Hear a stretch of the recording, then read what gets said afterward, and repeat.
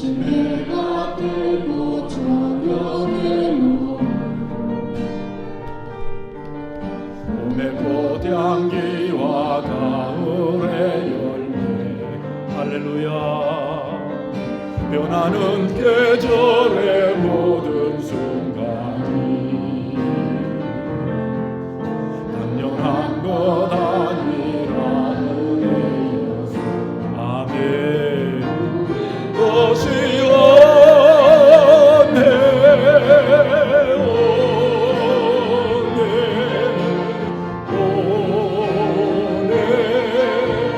하나님 너는 내 삶에 당연한 것 하나도 없었던 것을 모든 것이 은혜여서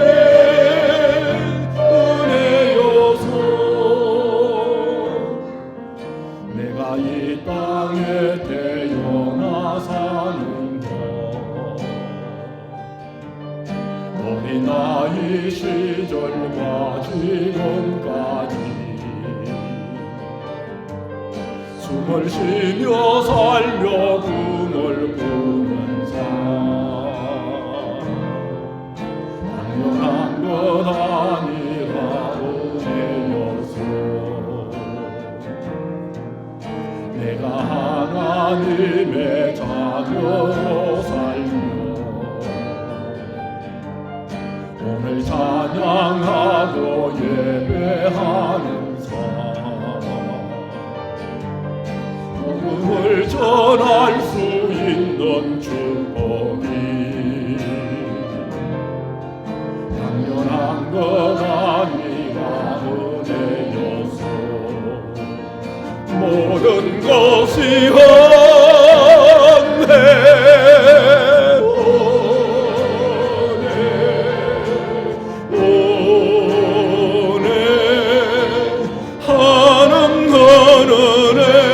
내 삶에 당연한 것 하나도 없었던 것을 모든 것이 은혜여서 내가 누려왔던 모든 것들이 내가 지나왔던 모든 시간이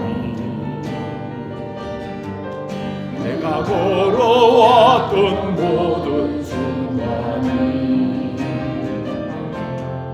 당연한 것 아니라 은혜여서 내가 날가 뜨고 저녁에 봄의 꽃향기와 가을의 열매 변하는 계절의 모든 순간이 당연한 것 아니라 은혜여서 아멘. 모든 것이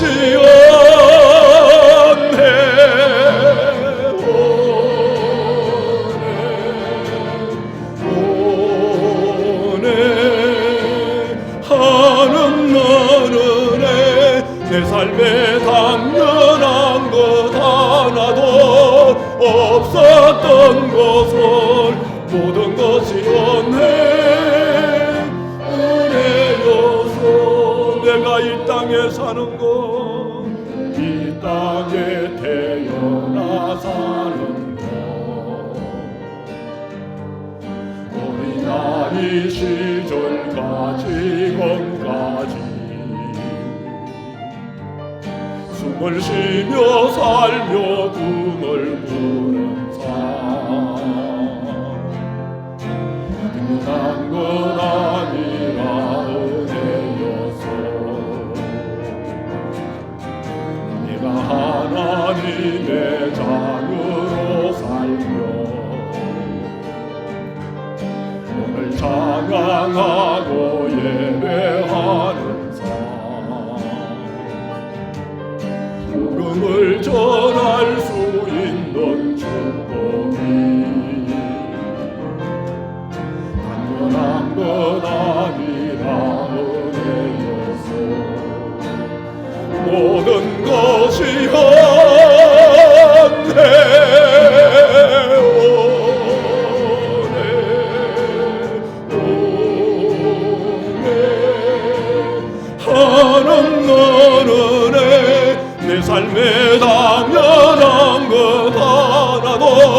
없었던 것은 모든 것이 은혜여서.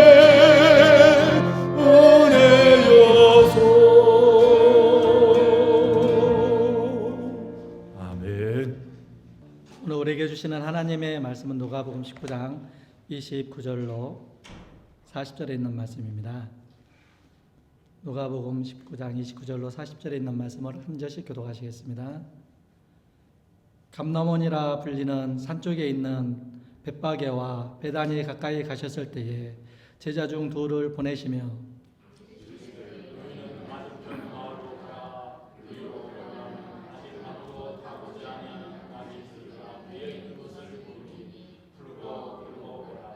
만일 누가 너에게 어찌하여 푸느냐 묻거든 말하기를 주가 쓰시겠다 하라 하시매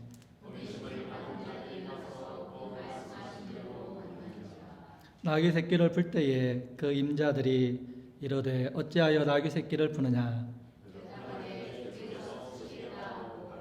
그것을 예수께로 끌고 와서 자기들의 겉옷을 나귀 새끼 위에 걸쳐 놓고 예수를 태우니 이미 감난산 내리막길에 가까이 오심에 제자의 온 무리가 자기들이 본 바 모든 능한 일로 인하여 기뻐하며 큰 소리로 하나님을 찬양하여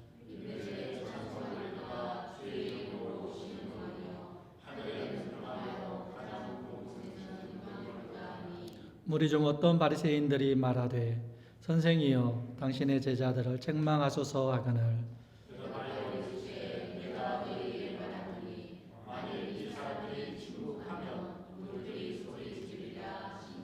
아멘. 할렐루야. 우리 하나님의 이름을 높입니다.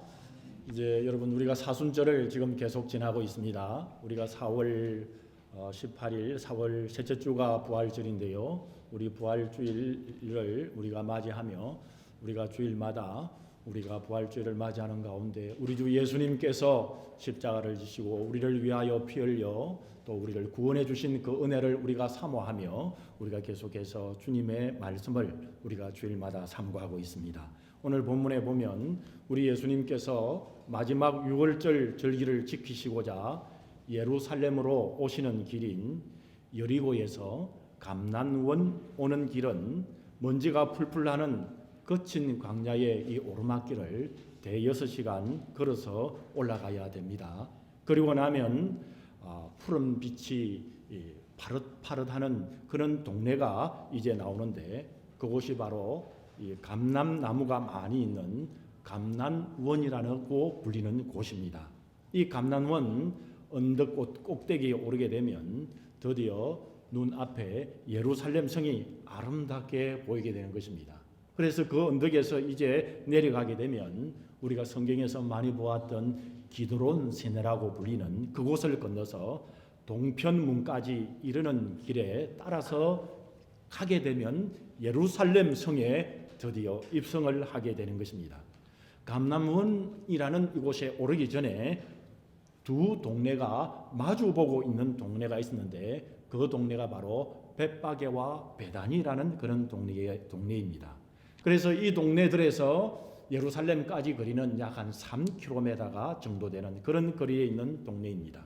이 감람원 동산을 넘어서 베다니에서 예수님은 제자 두 사람을 베다니 동네의 맞은편에 있는 벳바게로 보내셨습니다. 왜냐하면 예수님이 예루살렘으로 들어가실 때 나귀를 타고 가야 하셨기 때문에 이 제자들에게 그 나귀를 끌어오라고 임무를 주셨습니다. 이 장면에서 우리는 예수님이 모든 것을 아시는 분이시구나 라는 사실을 다시 한 번 더 확인할 수 있습니다. 오늘 본문 30절에 보면 이르시되 너희는 맞은편 마을이라고 한 것은 벳바게라는 이 동네입니다. 이 동네로 가라. 거리로 들어가면 아직 아무도 타보지 않은 나귀 새끼가 매여 있는 것을 보리니 풀어 끌어오너라 라고 했습니다. 예수님의 이 설명을 보십시오. 보게 되면 아주 예수님의 설명이 구체적입니다. 이 구체적인 수준을 넘어서 사람이 알 수 없는 것까지도 더 설명하고 계십니다. 여러분 우리가 어느 동네에 가서 이제 길을 물어보게 되어서요. 그런데 길을 물어보면 그 동네에 사는 사람이 길을 잘 아는데도 불구하고 그것을 설명해 주는데 우리가 때로는 그 설명을 못 알아들을 때가 있지 않습니까? 다시 말하면 그 동네를 잘 아는 사람이라 할지라도 정확하게 설명하기가 힘든 것이 사실입니다. 그런데 예수님은 그 마을에 한 번도 들어가 본 적도 없습니다. 그런데도 마침 TV 화면을 보면서 말해주듯이 오늘 본문에 보면 정확하고 자세하게 오늘 설명해 주고 있는 것입니다. 제자들아, 마을에 너희들이 벳바기로 가게 되면 그곳에 나귀 새끼 한 마리가 있는데 끌고 올 수 있니? 그렇게 적당하게 말씀하지 않으셨습니다. 오늘 본문 말씀과 동일한 마태복음, 마가복음을 보게 되면 마을로 들어가면 곧 나귀를 볼 것이라고 하였고, 특별히 같은 이 본문을 마태복음에서는 더 구체적으로 매여 있는 나귀와 그리고 그 나귀의 새끼가 함께 있는 것을 볼 것이라고 구체적으로 자세히 말씀해 주셨습니다. 더 놀라운 것은 예수님께서 뭐라고 그러냐 그러면 그 나귀 새끼는 한 번도 사람이 타보지 아니하는 그런 나귀였다고 말씀했습니다. 오랜 세월 그 나귀를 지켜본 사람이 아니고는 그 나귀의 주인이 아니고서는 도저히 알 수 없는 내용들이었습니다. 짐작과 추측으로 알아낼 수 있는 그런 수준이 아니지요. 하지만 예수님의 이 모든 것을 알고 계시는 이 전지하심은 여기서 끝나지 않았습니다. 본문 31절에 보면 만일 누가 너희에게 어찌해서 푸느냐 묻거든 말하기를 주가 쓰시겠다 하라. 그렇게 가르쳐 주셨습니다. 본문을 보면 예수님께서는 누가 그들에게 물을 것까지도 아셨습니다. 다시 말하면 이 나귀 주인이 말입니다. 어찌하여 내 이 나귀를 너희들이 풀려고 하느냐? 왜 나의 나귀를 너희들이 내 허락 없이 가져가려 하느냐? 다시 말하면 도둑이다 이 말이지요. 그렇게 하거든입니다. 이때 예수님은 제자들에게 해명할 말씀을 뭐라고 했습니까? 주가 쓰시겠다 해라 이렇게 말했습니다. 이 말은 우리 주님이 필요합니다. 이 말을 하면 된다는 것입니다. 여러분 보세요. 그런데 이 나귀 주인에게는 이 말이 만족스러운 대답입니까? 만족스러운 대답이 아닙니다. 여러분 우리가 밖에 나가서 한번 실험해 보시기를 바랍니다. 다른 세우는 자동차가 있는데 이 자동차를 이제 이렇게 쓱 닦고는 내 자동차처럼 그리고 이 문이 열려 있으면 쓱 앉으면서 또 주인이 있으면 주가 쓰시겠다 해라. 주님이 필요하십니다. 그렇게 말하면 그냥 여러분 예 타십시오. 가져가십시오. 그럴까요? 아마 이 주인이 자동차 주인이 이 사람이 돌았나 그러면서 싹 이렇게 하는 게 뭡니까? 기싸대기 맞지 않으면 다행일 것입니다. 마가복음의 기록에 따르면 예수님은 그리한 적 이리로 보내리라 말씀했습니다. 우리 예수님은 주인의 마음에 일어날 것까지도 주인의 마음도 보셨다는 것입니다. 이렇듯 우리 예수님은 모든 것을 실제로 아시고 보시는 분이시지요. 그래서 우리가 예수님을 전지전능하신 우리 예수님이다. 우리가 그렇게 고백하지 않습니까? 본문 32절과 34절에 보면 보내심을 받은 자들이 가서 말하되 말씀하신 대로 만난지라 나귀를 풀 때에 그 임자들이 이르되 어찌하여 나귀 새끼를 푸느냐 대답하되 주가 쓰시겠다 하고 예수님이 말씀하신 그대로 했습니다. 이 같은 본문을 마가복음 11장 6절에 보면 제자들이 예수께 이르신 대로 말한데 이에 허락하는지라 라고 기록했습니다. 주인은 그 말을 허락한 것입니다. 여러분 이걸 아무리 봐도 인간의 머리로는 인간의 이 이성으로는 이해가 안 돼요. 그래서 우리가 이제 성경을 보는 관점이 다른 사람들이 있습니다. 우리는 이 성경을 하나님의 말씀으로 이런 일이 있어도 아멘. 그렇게 우리의 머리는 이해가 안 되지만 아멘. 이렇게 우리가 하면서 하나님의 말씀으로 받아들이는데 이것을 인간의 머리가 안 되면 받아들이지 아니하는 자유주의 신학자들이라고 그럽니다. 이 사람들을 자유주의 신학자들은 이런 일이 이성적으로 합리적으로 이런 일이 일어날 수 없다고 믿고 예수님과 나귀 주인과의 모종의 거래가 있을 것이라고 그렇게 추측을 합니다. 내가 며칠 언제쯤에 보낼 것인데 그때 너가 나에게 나귀를 줄 때 내가 안 가도 어떤 두 사람이 찾아오거든 암호를 만들자. 그 암호가 뭐냐 그러면 그 사람들이 찾아와서 암호로 주가 쓰시겠다 해라. 그러면은 네가 그 나귀를 나에게 그렇게 주라. 이렇게 서로 해서 암호를 만들었다는 것이지요. 자유주의 신학자들이 이런 말을 하는 이유는 예수님이 모든 것을 아시는 분이 아니다라는 것을 전제했기 때문입니다. 즉 그들은 예수님은 평범한 우리 인간이지 예수님은 신적 능력이 없다고 생각하기 때문에 그들이 나온 말인 것입니다. 사실 이런 사람들이 예수님을 성경에 보면 본문의 십자가에 못 박은 바리새인과 서기관들보다 우리가 하나님의 말씀의 관점으로 봤을 때는 이런 자유신학자들이 바리새인과 서기관들보다 더 못한 자들입니다. 서기관들은 성경을 단순히 율법으로 장로의 유전으로 해석을 했지만은 이 자유주의 신학자들은 인간의 이 과학이 적으로 이야기하고 이성적으로 합리적으로 이 접근해야 된다는 미명하에서 모든 성경 내용에서 이런 사람들은 이런 학자들은 기적과 능력과 신비한 능력은 다 빼버리고 과학적 현실적인 것만 인정하기 때문에 인간의 과학과 이성으로 하나님을 가두어 버린 것입니다. 그래서 우리는 하나님을 마땅히 우리 인간보다 높다고 그렇게 생각하는데 그래서 우리가 하나님을 섬기는데 이런 자유주의 신학자들은 하나님보다 인간이 더 높아버리는 것입니다. 그래서 인간이 하나님께서 이것은 못한다 이것은 한다 인간이 그렇게 하나님을 인간의 발 아래 하나님을 두어버리기 때문입니다. 이 자유주의 신학자들은 영적인 눈과 영적인 귀가 철저히 감긴 상태에서 성경을 보기 때문에 여러분 이런 자들은 눈과 귀가 완전히 닫힌 사람들인 것입니다. 여러분 우리가 섬기는 하나님과 하나님의 말씀은 한계 안에 갇힌 인간의 이성을 뛰어넘는 비이성적인 것이 아니라 우리 하나님과 하나님의 말씀은 초이성적인 것입니다. 우리 하나님의 말씀과 우리 하나님은 비합리가 아니라 인간의 합리를 뛰어넘는 초합리인 것입니다. 여러분 비합리와 초합리는 다르지 않습니까? 비이성과 여러분 이성과 초이성은 다르지 않습니까? 마태복음 17장에 보면 베드로는 예수님의 분부대로 낚시를 해서 잡은 물고기에 보니까 입에 나온 한 세겔의 돈으로 예수님과 베드로 자신의 성전세를 내게 되었다는 것을 마태복음 17장에 보면 있습니다. 여러분도 알고 있지 않습니까? 예수님은 베드로가 낚시해서 잡은 고기 뱃속에 그 이제 호숫가에 많은 물고기 중에 그 한 마리 뱃속에 이 동전이 있을 것이고 한 세겔이 있을 것이고 그리고 베드로 내가 낚시하면 그 고기를 잡을 테이고 그리고 그 고기를 잡으면 동전 안에 이 뱃속에 고기 뱃속에 동전이 나올 텐데 그 한 세겔을 세금으로 내어라 이렇게 말씀하시고 이 일을 이루신 전지전능하신 우리 예수님이신 것입니다. 여러분 어떻게 하실랍니까? 우리 예수님을 말입니다.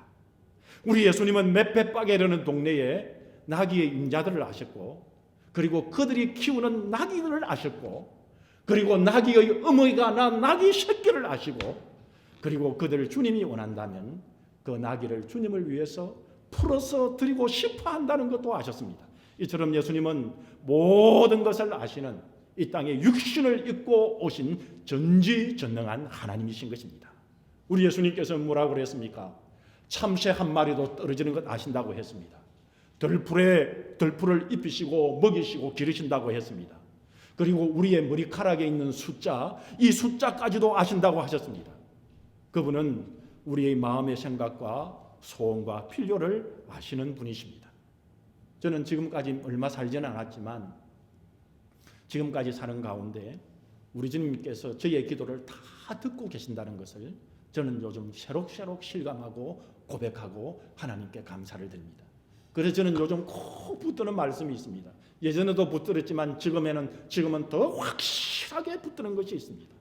모든 것이 합력하여 선을 이루어 주신다는 것입니다. 이 선은 헬라어로 아가토스인데요. 이것은 다른 말로 나에게 나의 환경과 나의 상황에 가장 좋은 것을 나에게 주신다는 사실입니다. 여러분 저는 이 말씀을 꼭 붙들고 있습니다. 우리 성도님들도 이 말씀을 붙들고 계실 줄 믿습니다. 모든 것을 아시는 성자 예수님께서 성부 하나님의 때에 나귀를 타시고 입성하기 위해서 준비하신 것입니다. 그러면 여러분, 왜 하필 나귀가 필요한 것일까요? 오늘 말씀에 우리 주님께서는 이 나귀에게 초점을 맞추며 끌고 오라고 그렇게 말씀하시는 것일까요? 지금 내내 우리 주님께서는 전도하고 공생애의 사명을 하실 때에 종종 모든 걸음들을 우리 주님께서는 걸어 다녔지 않습니까? 그래서 발을 씻기기도 하고 먼지가 나기도 하고 피곤하기도 하시고 지금까지 우리 주님은 다 걸어 다녔었습니다. 구약에 보면 다윗이나 솔로몬이나 나귀를 탄 경우가 있었습니다. 다윗의 혈통을 따라서 왕이 되신 예수님도 나귀를 타시는 것이 자연스러워 보입니다. 하지만은 예수님께서 단지 그 이유로 나귀를 선택한 것이 아닙니다. 우리 예수님께서 나귀를 선택하신 것은 아버지 성부 하나님의 뜻에 따라 나귀를 타신 것입니다. 왜냐 그러면 아버지 성부 하나님이 나귀를 타실 것을 계획하셨다는 것을, 하나님의 뜻이라는 것을 예수님이 아셨기 때문입니다. 스가랴 9장 9절에 보면 예수님이 나귀를 타시고 이렇게 나귀를 우리 예수님께서 가지고 오라고 명령하기 500년 전에 선지자 스가랴를 통해서 하나님의 뜻을 이 말씀하신 것이 스가랴 9장 9절의 말씀입니다. 시온에 따라, 이 말은 이스라엘 백성들아 크게 기뻐할지어다. 예루살렘에 따라 즐거이 부를지어다. 보라, 내 왕이 내게 임하시나니. 지금 500년 전에 예수님께서 어떻게 예루살렘 성에 올 것인가를 예언을 500년 전에 하고 계십니다. 그는 공의로우시며 구원을 베푸시며 겸손하여서 나귀를 타시나니 나귀의 작은 것 곧 나귀 새끼니라. 그렇게 500년 전에 예수님께서 나귀 새끼를 탈 것을 그렇게 예언하고 계셨습니다. 그렇게 아버지의 뜻을 말씀해 주셨습니다. 예수님은 아버지의 뜻을 정확하게 아셨습니다. 그리고 그 뜻대로 나귀 새끼를 타고 예루살렘 땅, 시온을 땅, 즉 유대 백성들 앞에 예루살렘 성에 그렇게 가시기 위해서 준비하신 것입니다. 그리고 아버지 하나님 성부의 뜻대로 나귀를 타시고 이스라엘의 왕으로 예루살렘의 성에 들어가셔서 유다 백성들에게 자기를 온전히 드러내셨던 것입니다. 우리 예수님은 전지전능하신 성자 하나님으로서 성부 하나님의 뜻을 이루시는 것을, 예수님이신 것을 오늘 말씀에서 예수님 오신 후에 2000년 전에 저희들도 정확하게 오늘 말씀을 보고 계십니다. 할렐루야. 이 말씀은 성자 하나님이신 예수님은 성부 하나님의 뜻에 결국 순종해서 우리 주님께서 골고다 언덕 위에 십자가를 지시기 위해서 예루살렘으로, 여러분 보십시오. 한 발자국 뒤에 보면 우리 예수님께서는 한 발자국 다가가고 계심을 암시해 주는 말씀인 것입니다. 우리가 예수님을 구원주로 믿고 또 우리가 예수님을 닮고 싶으면 예수님처럼 우리도 성부 아버지 하나님의 뜻에 순종해야 합니다. 여러분, 하나님의 뜻에 순종하는 것은 자기 뜻대로 하지 말라는 것입니다. 여러분, 성경 말씀을 보게 되면 어떻게 하는 것이 하나님의 뜻에 사는가를 분명히 가르쳐 주셨어요. 그리고 그것을 알게 하셨어요. 그 말씀을 보면 또한 그것을 깨닫게 하셨어요. 성경 말씀에 따라 순종하라는 말씀, 그 말씀이 바로 하나님의 뜻에 순종하는 것입니다. 자기의 뜻대로 하지 않는 것입니다. 그러면은 성경 말씀이 무엇인지 또 잘 모르게 되면 또 주위에 하나님의 뜻을 찾기가 어렵지 않습니까? 그럴 때에 여러분, 우리가 어떻게 하면 하나님의 뜻을 알 수 있을까요? 하나님의 뜻을 쉽게 알 수 있을까요? 그것은 바로 주일마다 들려지는, 그리고 때때마다 들려지는 적용된 하나님의 말씀인 설교 말씀을 잘 듣고 그리고 이해하고 또 아멘 하시며 순종하면 되는 것입니다. 두 번째로 오늘 본문 말씀을 보면 우리의 겸손의 왕 예수님이 예루살렘 성에 입성하는 장면을 볼 수 있는데, 본문 35절에 보면 보내심을 받은 두 제자가 예수님께 나귀 새끼를 끌고 왔고 자기들의 겉옷을 나귀 새끼 위에 걸쳐 놓았습니다. 왜냐 그러면 한 번도 타보지 않는 나귀 새끼이기 때문에 그 위에 두툼한 겉옷을 사용해서 안장의 역할을 하시고 예수님이 나귀를 타셨습니다. 선지자 스가랴는 왕은 겸손하여 나귀 새끼를 타신다고 말했습니다. 예수님이 나귀 새끼를 탄 것은 곧 그분의 겸손함을 보여준다는 말입니다. 나귀를 탄 것이 여러분 왜 겸손한 것일까요? 어떤 사람은 이야기하기를 그 당시 세상의 왕들이나 또 장군들처럼 말을 타는 큰 짐승을 타는, 그래서 그렇지만은 세상의 왕들은 그렇지만은 나귀처럼 초라한 새끼를 탔으니, 거기도 나귀 어머니가 아니라 나귀 새끼 조그만 걸 탔으니 예수님은 겸손하다 이렇게 말합니다. 여러분 이 말씀도 일리가 있습니다만은 예수님이 겸손의 왕이신 이유는 꼭 말을 타셔야 하는데 나귀를 선택했기 때문이 아닙니다. 당시 이 팔레스틴에는 나귀는 천한 짐승이 아니라 고귀한 짐승으로 간주가 되었거든요. 그래서 당시 왕들도 전쟁 때나 장군들이 전쟁 때는 말을 타지만 평화로울 때는 이 왕들이 나귀를 타기도 했습니다. 예수님이 겸손의 왕이신 것은 나귀가 상징하는 것에 관련이 있는데요. 이 나귀는 짐승 중에 평화를 상징하는 짐승입니다. 예수님이 지금 예루살렘에 들어가시는 이유는 자기를 거절하고 하나님께 반역한 모든 죄인을 이제는 척결하기 위함이 아닌 것입니다. 예수님은 오히려 하나님과 그들 사이에 영원한 평화를 가져오기 위해서 우리 예수님은 지금 예루살렘 성에 입성하고 계십니다. 많은 사람의 대속물로 주기 위함입니다. 그래서 우리 예수님께서는 나귀가 상징하는 이 평화를 상징하는 이 나귀를 타고 들어가셨습니다. 예수님은 마태복음 20장 28절에서 인자가 온 것은 섬기려 함이 아니라 도리어 섬기려 하고 많은 사람의 대속물로 주려 합니다 라고 말했습니다. 성경은 예수님이 다시 한 번 더 예루살렘에 입성할 것이라고 그렇게 우리에게 이야기를 하십니다. 오늘 우리가 예수님이 오시는 것을 보게 될 때에 그렇게 예수님께서는 그때는 우리 예수님께서 오셔서 계시록 19장 11절에 보면 하늘이 열리고 하나님의 말씀이라는 이름을 가지신 분이 입성하게 되는데 이분이 바로 예수님이시라고 밝힙니다. 만왕의 왕 만주의 주로서 만국을 심판하기 위해서 재림하여 오신다고 계시록 19장 11절에는 말씀합니다. 그때는 모든 반역자를 맹렬한 진노로 밟으실 것이라고 말씀합니다. 그때는 무엇을 타고 오신다고 말씀합니까? 그때는 계시록 19장에는 흰말을 타고 오실 것이라고 말합니다. 하지만 지금 예수님이 입성하실 때 탄 짐승은 평화를 상징하는 나귀 새끼입니다. 구약율법에서도 이렇게 말합니다. 한 번도 사용하지 아니한 거룩한 용도로 그렇게 구별한 것은 한 번도 타보지 아니하는 짐승을 타는 것이, 그리고 나귀를 타는 것이 바로 평화를 상징하는 거룩한 것이라고 구약 성경에도 말씀했습니다. 자기 백성을 저희 죄에서 구원하는 일, 더러운 죄인을 위해서 대속물로 자기 자신을 내어줌으로 그들을 의롭다 선포하는 일, 그 일을 위해서 오늘 본문 말씀에 우리 주님께서 십자가를 앞두고 예루살렘에 입성한 것입니다.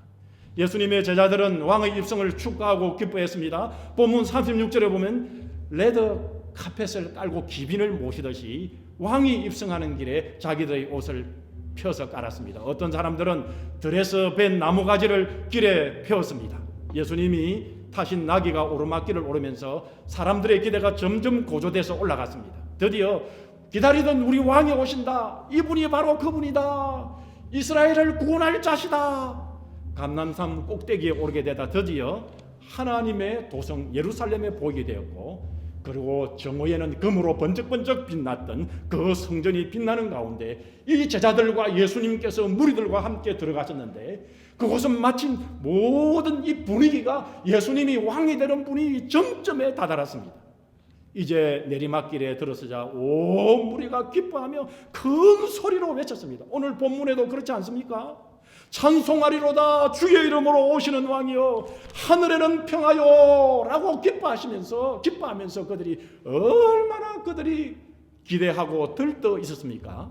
제자들과 예수님을 따르는 무리들은 수많은 기적을 보았던 사람들이었습니다. 며칠 전만 하더라도 여러분, 이 사람들이요 여리고에서 예수님께서 지나갈 때 맹인 두 사람을 예수님께서 차차차차 고쳐주셨습니다. 그리고 죄인 중에 세리장이 이제 여리고 성에서 예수님께 나오는 것을 보고 회개하고 그가 가지고 있는 모든 물건을 나누어서 그가 어려운 사람들에게 나눠주는 것도 봤습니다. 또 며칠 전에 말입니다. 이 베다니 동네에서 죽은 지 나흘이나 된 나사로가 시체가 썩어 문드러졌는데 그 무덤에서 나사로야 일어나 나오라! 그렇게 하니 나사로가 그만 일어서 걸어 나오는 것을 봤습니다. 그들이 호산나 찬양하던 무리 가운데 그들이 섞여져 있었고, 그들이 이분이야말로 이제 우리가 로마에 찌들어 죽게 되겠는데, 로마의 지배를 받고 있는데, 이분이 바로 우리를 구원할 분이시다, 이분이 바로 예루살렘을 탈환할 그런 왕이시다, 굳게 믿었습니다. 예수님에 대한 소문이 예루살렘의 전체가 퍼지고 유대 전체가 퍼지게 될 때에, 그때 유월절을 맞이하기 위해서 왔던 모든 유대인들이 동문에서 밖으로 쏟아져 튀어나왔습니다. 예수님이 가시는 길에 그들이 다 옆에 섰고, 시편 118편에 보면 기록된 여호와의 구원의 날이라는 이 날을 시편 118편에서 말하는데, 유대인들은 누구보다도 시편을 잘 아는 사람이기 때문에 구원의 왕이 그들이 오는 것을 알면서 그들은 뭐라고 외쳤습니까? 다윗의 자손이야, 우리를 구원하소서, 메시아야. 군중들이 현실적인 왕으로 그들은 기대하고 그렇게 외치고 있었던 것입니다. 그러나 하나님의 뜻을 이루러 오신 예수님은 그들이 기대하는 것을 이루시지 않으셨습니다. 엄청난 기대감이 가득 차고 환호하고 찬양하고 소리 질렀던 군중이 그만 심한 배신감에 사로잡혀 순식간에 그들이 바뀌었습니다. 그들이 일주일도 가지 않았습니다. 며칠 만에 순식간에 그들의 마음이 뒤집혀져서 이제 군중들이 예수를 죽여라, 십자가에 못 박아라, 그렇게 외쳤습니다. 그들은 알지 못했습니다. 예수님께서 진정한 왕이시지만 그들을 대신하여 죽기까지 자기를 낮추신 겸손의 왕, 만왕의 왕, 그들이 영원히 죽을 영원 죄인에서 구원해 주실 구원주라는 사실을 알지 못했습니다. 예수님에 대해 잘못된 기도로 사람들이 환호했지만, 그래도 예수님은 오늘 본문에 보면 그들의 찬양을 받으신 것을 볼 수 있습니다. 그리고 그것을 못마땅게 보고 있던 사람들이 있었는데, 바리새인들입니다. 그들은 예수님께 오늘 본문 39절에 보면 이렇게 말을 합니다.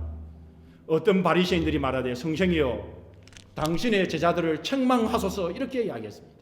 이 바리새인들이 성생이라고 한 것은 예수님을 메시아로 인정하지 않았다는 것을 알 수 있습니다. 예수님이 자기들에게 집중되어야 될 관심과 찬양을 빼앗아가는 경쟁 상대로 이 바리새인들은 예수님을 제거해야 될 상대로 여겼습니다. 이 바리새인들의 교만이 그만 눈을 뒤집어버렸습니다. 메시아만 받을 수 있는 호칭으로 당신께 구원을 요구하니 이건 신성모독이요, 당신이 나서서 그들을 말려야 되지 않소, 이런 쪽으로 예수님을 비판하는 자들이 바리새인들이었습니다. 이때 예수님은 본문 40절에 보면 내가 너희에게 말하노니 만일 이 사람들이 침묵하면 뭐라고 말합니까? 우리가 잘 아는데요, 돌들이 소리 지르리라 했습니다. 여러분, 1차적인 의미는 뭐냐 그러면, 이 사람들이 나를 찬양하지 아니하면 여기에 있는 돌들이 나를 찬양할 것이라는 것입니다. 예수님은 모든 만물의 찬양을 받기에 합당하신 창조주 주님이라는 사실을 우리 예수님께서 밝혀놓으셨습니다. 하나님께서 만드신 피조물 중에서 자연스럽게 하나님을 찬양하고 경배하지 아니하는 유일한 피조물이 여러분 누군 줄 압니까? 그 유일한 피조물이 바로 우리 사람들입니다. 하늘과 땅 그 안에 있는 만물이 다 하나님께 영광을 높이는데, 사람은 하나님의 형상대로 지음을 받으면서도 하나님께 영광을 돌리기 싫어합니다. 왜냐하면 그 마음에 하나님 두기를 싫어하고 교만하기 때문이라고 합니다. 왜냐하면 하나님을 주인으로 모시지 않고 자기 자신을 주인으로 삼고 자기가 영광을 받고 싶어하기 때문이라고 말합니다. 여기 교만의 대명사 바리새인들은 그 당시 구약율법을 문자적으로 가장 잘 아는 지식인이요 박사라고 했지만은, 애석하게도 인간의 몸을 입고 오신 성자 하나님, 만왕의 왕이신 주님이 자신의 나라 예루살렘 성에 입성하시는데도 그들은 이 교만이라는 이 콩깍지가 씌워져 있어서 영적인 눈이 어두워져서 직접 찬양하기도 거부했고, 예수님을 찬양하는 사람들도 거슬려 했습니다. 그러면 현재 우리들은 이 예수님은, 지금 현재 우리들은 어떻게 예수님께 반응을 하고 있습니까? 현재 우리들이 예수님을 향하여 보이는 반응은 어떤 것입니까? 여러분, 군중들처럼 기대를 가지고 한우를 하다가 그 기대와 그 소망이 꺾여 속으로 아이고만 예수님 찬양하고 경배하면 뭐 하겠냐 이렇게 생각하지는 않습니까? 또 이 군중들처럼 분노하고 있지는 않습니까? 아니면 바리새인처럼 처음부터 예수님을 영접하기를 좋아하지 않고 예수님을 거부하고 있습니까? 아니면 죄의 저주 아래 고통받는 우리의 필요를 다 아시는 그분이 겸손히 우리를 위해 생명을 내어주었다는 사실에 깊이 감사하며 오늘 이 자리에서 찬양드리고 있습니까? 여러분, 오늘 나의 반응은 과연 어떤 것입니까? 한국의 곧 대통령이 될 윤석열 대통령 당선인이 밴쿠버에 평상복 차림으로 왔다고 생각해 보십시다. 그리고 오늘 같이 예배를 드리고 있는데 우리 말씀교회에 10시 35분쯤 되어서 이렇게 교회 안에 들어왔다고 생각해 보십시다. 제가 그 모습을 봤으면 TV에서 반 사람이 어떤 사람이 온 것 같은데 깜짝 놀라서 여러분 그에게 다가갔을 것입니다. 그리고 물어봤지 않겠습니까? 생각도 못했는데 왔으니까 어떤 일로 우리에게 오셨습니까? 물어볼 것입니다. 여러분 그때 이 대통령 당선인인 이 윤석열 당선인이 이렇게 말했다고 생각해 보십시다. 여기 말씀교회에 있는 우리 동포 중에 우리 동포잖아요. 신장 이식이 필요한 사람이 있다고 했죠. 제가 그 사람의 생명을 끊기는 것이 너무 불쌍해서 안타까워서 내 신장을 하나 떼주려고 왔습니다. 여러분 아무도 말도 안 되는 이야기라 상상조차 못할 생각일 것입니다. 그렇지만은 상상이니 계속 상상해 보십시다. 혹시 참모들이나 기자들이 있었다면 다 만류했을 것입니다. 그리고 이 윤석열 이 당선 대통령 되려고 투표하고 열렬한 지도자들이 있었다면 아마 신장 떼주는 것을 강력하게 반대했을 것입니다. 그리고 우리가 당시 이 밴쿠버 이 말씀교회 여기 우리 동포 신장 떼주려고 여러분 우리가 뽑은 것이 아닙니다. 그러면서 오히려 화를 내고 오히려 대통령에게 분노할 사람도 있을 것입니다. 충분히 이해가 가는 행동이 아니기 때문입니다. 그런데 대통령의 신장을 받아 목숨을 건진 여러분 사람의 입장에서 보면 여러분 어떤 것일까요? 여러분 중에 신장이 정말 신장을 떼주어서 그 신장을 갈아가지고 수술을 해서 그 신장을 이제 건강하게 목숨을 건진 사람의 입장은 말입니다. 어떻게 한국의 대통령이 와서 그 높은 직책을 가지신 분이 나를 이렇게 해주었을까? 내가 아프고 위독하다는 관심을 어떻게 그가 알고 있었을까? 어떻게 그가 나에게 생명을 주려고 친히 밴쿠버 서리까지 찾아와서 나를 만나줄 수 있을까? 깊이 감사하며 이것은 말로 글로 표현할 수 없는 일어날 수 없는 기적이다.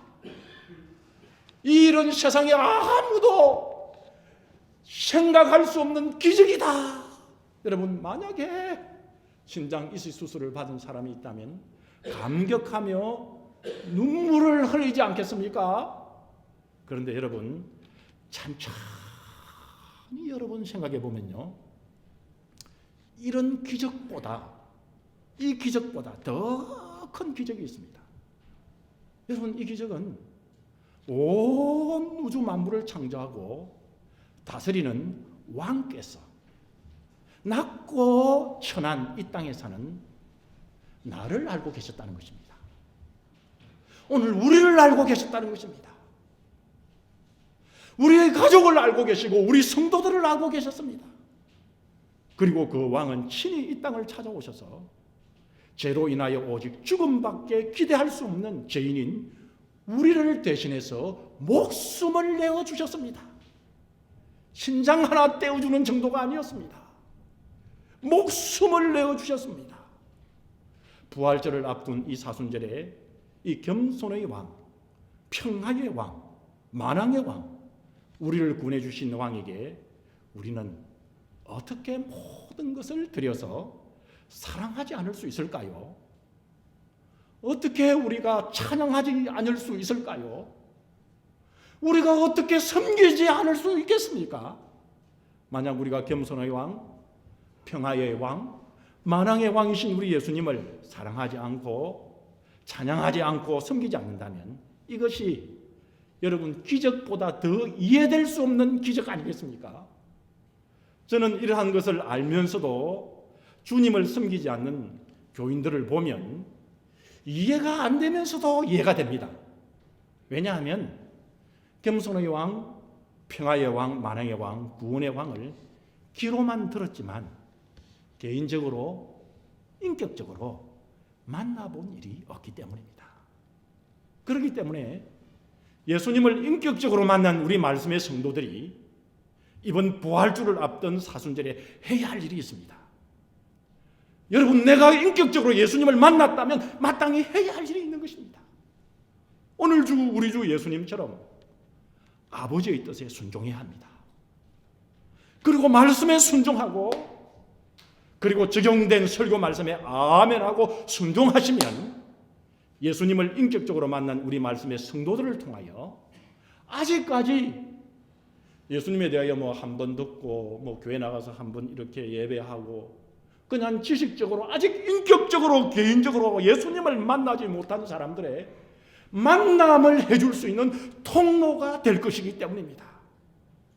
사순절의 이런 귀한 사명을 우리 성도님들이 감당하시기를 주님의 이름으로 축복합니다. 이것이야말로 주님께서 우리에게 주시는 가장 큰 복이라는 사실을 지금은 혹 알지 못한다 할지라도 시간이 가고 때가 가면 이 사실을 만날 줄 믿습니다.